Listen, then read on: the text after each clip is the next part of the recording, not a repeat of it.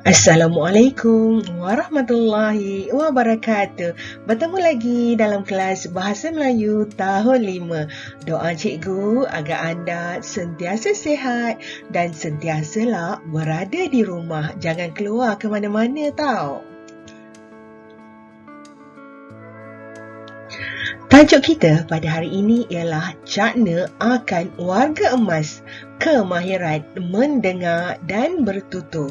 Standard pembelajaran yang perlu anda kuasai pada hari ini ialah 1.2.2 iaitu bertutur untuk menghuraikan maklumat tersurat dan tersirat yang dikenal pasti dengan menggunakan idea yang kritis dan kreatif.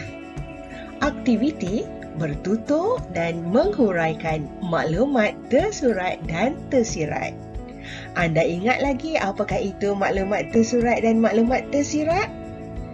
Ya, maklumat tersurat merupakan maklumat yang terdapat dalam bahan rangsangan yang diberikan, sama ada gambar ataupun petikan ayat demi ayat yang terdapat dalam bahan rangsangan tersebut, sebagaimana buku teks anda halaman 48. Anda sudah bersedia untuk kita berbincang tentang maklumat tersurat dan tersirat ini? Ayuh kita mulakan. Sebelum itu, cikgu ingin mengemukakan soalan bagi memudahkan perbincangan kita pada hari ini. Soalannya berbunyi, warga emas merupakan golongan yang perlu kita cakna bagi memastikan keselamatan mereka terjamin. Berdasarkan perbualan dan perbincangan antara Afifi dengan keluarganya, tuliskan sebuah ulasan tentang cara-cara menjaga keselamatan mereka. Jadi fokus kita ialah cara-cara menjaga keselamatan warga emas. Ayuh kita baca dan fahami petikan yang diberikan. Cakna akan warga emas. Afifi sekeluarga membuat persiapan untuk menjaga keselamatan Datuk ketika tinggal di rumah mereka. Sudahkah kamu kenal pasti tempat-tempat yang perlu kita utamakan bagi keselamatan Datuk?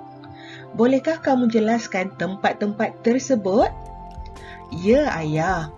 Antara tempat tersebut termasuklah di ruang tamu. Perabot mestilah bagi. Selain itu, di tangga pula supaya. Di bilik tidur pula, kerana seterusnya di tandas mestilah.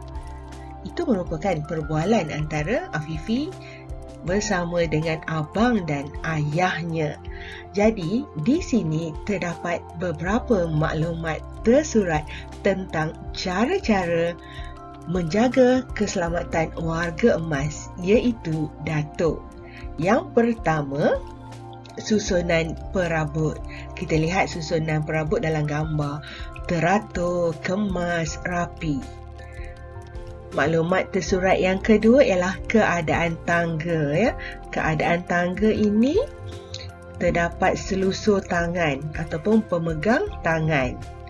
Okay, maklumat yang ketiga, bilik tidur, ketinggian katil, ketebalan tilam.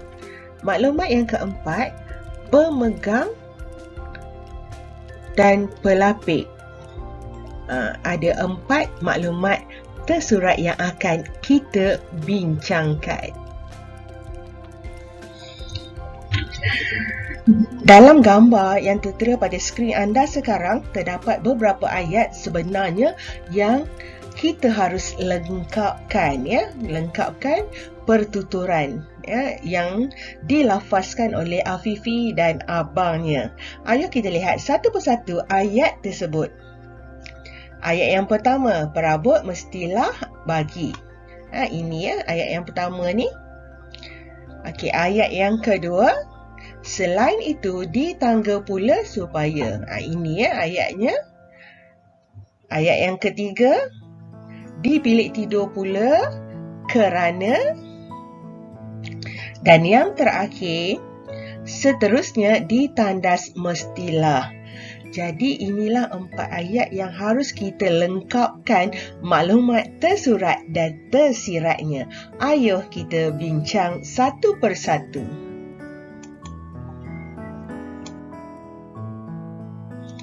Tertera pada skrin anda ialah gambar bahan rangsangan yang merupakan maklumat tersurat dan juga rangka jawapan untuk kita menulis ulasan. Kita lihat yang pertama, perabot mestilah. Ini perabot ada kerusi, ada meja, ada kabinet ya. Dan di atas kabinet kalau anda lihat buku teks anda ada televisyen kan. Jadi anda haruslah membina satu ayat ataupun sebahagian daripada ayat untuk menunjukkan itu merupakan maklumat tersurat. Cikgu bantu anda ya untuk maklumat tersurat. Perabot mestilah disusun dengan rapi ataupun anda boleh guna perkataan lain. Perabot mestilah disusun dengan kemas, dengan teratur ya, bergantung kepada kreativiti anda sendiri. Dan untuk maklumat tersirat ini ialah alasan. Ya, mengapakah perabot itu mesti disusun dengan rapi? Anda harus soalan ini ya, ayat ini. Perabot mesti disusun dengan rapi. Kenapa ya? Untuk yang pertama ini cikgu bantu anda. Bagi memudahkan pergerakan datuk. Yalah, datuk kan dah tua.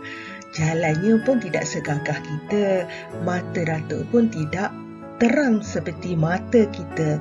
Jadi apabila perabot ini disusun dengan rapi, datuk dapat berjalan dengan selesa. Datuk dapat berjalan tanpa berlaku kecederaan ya. Sekiranya perabot itu tidak disusun dengan rapi, kemungkinan datuk akan terlanggar dan sebagainya ya. Kita lihat maklumat tersurat yang kedua iaitu keadaan tangga. Cikgu nyatakan tadi tangga mesti ada selusur tangan ya. Okey, jadi ayatnya selain itu di tangga pula perlu ada selusur tangan. Mengapakah harus ada selusur tangan? Jadi anda fikirkanlah ya. Selain itu di tangga pula perlu ada selusur tangan supaya datuk dapat naik dan turun tangga dengan selamat. Boleh? Ya? Boleh je lah. Nak guna ayat lain pun tak ada masalah. Ya, selain itu di tangga pula perlu ada selusur tangan supaya datuk boleh memegangnya ketika hendak naik atau turun. Okey, kita teruskan dengan maklumat tersurat yang ketiga. Di bilik tidur pula ada katil, ada frasa ketinggian katil dan ketebalan tilam. Jadi kita binalah ayat untuk maklumat tersurat yang ketiga ini.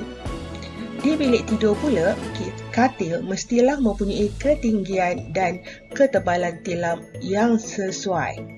Kerana kemungkinan besar tulang datuk sudah tidak begitu kuat kan, sudah rapuh ke. Jadi datuk memerlukan tilam yang tebalnya sesuai. Ya, mungkin yang tebal bukan yang nipis ya, supaya datuk dapat tidur dengan selesa. Boleh, ataupun apa sahaja yang anda fikirkan logik alasannya. Kita lihat maklumat yang terakhir. Seterusnya ditandas mestilah. Ini gambar tandas. Diberikan perkataan pemegang. Pemegang yang mana? Ini pemegangnya besi ini. Dan pelapik. Pelapik ialah ini pelapik ya. Jadi satu ayat mengenai maklumat tersurat ini. Seterusnya ditandas mestilah dipasang pemegang besi dan pelapik lantai. Jadi fikirkan alasannya. Antara alasan yang boleh diberi ialah agar datuk tidak terjatuh di dalam bilik air. Apa-apa sahaja yang anda fikirkan logik. Boleh. Jadi kita teruskan. ada satu lagi soalan iaitu Alif, apakah yang akan berlaku sekiranya kita tidak cakna akan keselamatan warga emas ketika di rumah? Jadi anda harus menjawab soalan ini. Jawapannya kita boleh ambil sebahagiannya daripada soalan yang diberikan ya. Sekiranya kita tidak cakna akan keselamatan warga emas ketika di rumah. Kita ambil ayat ini ya, ketika di rumah. Jadi apakah akan terjadi kepada warga emas tersebut? Kemungkinan mereka akan berasa tidak selesa dan mudah ditimpa kemalangan atau kecelakaan. Ini cadangan jawapan. Anda boleh menulis alasan anda sendiri.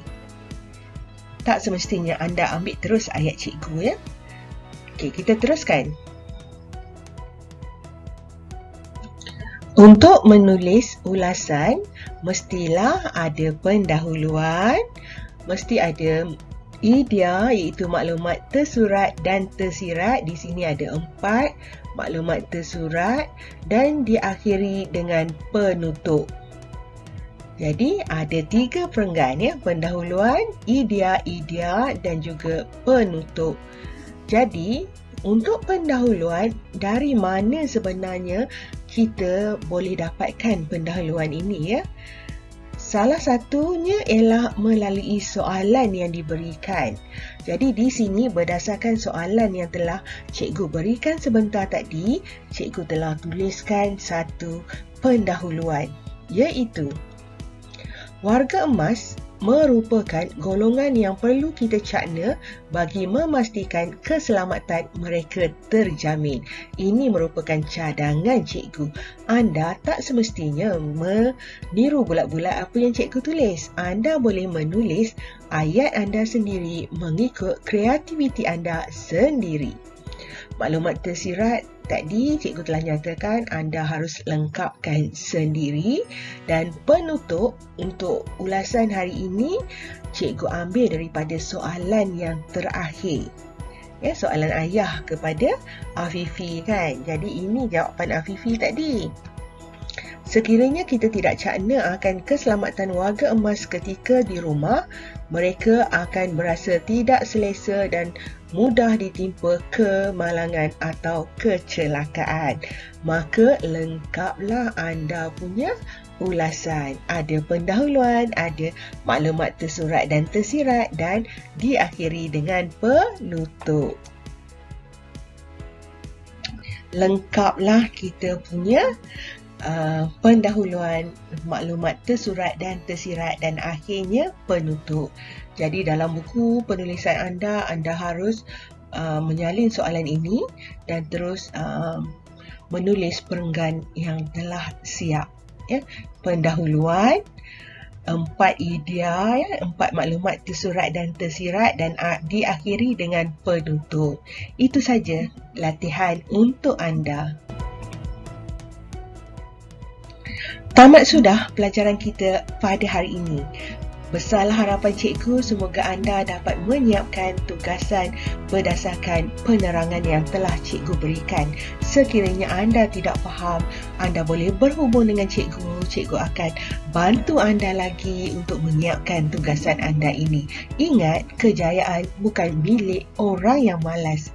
Sekian, jumpa lagi. Assalamualaikum warahmatullahi wabarakatuh.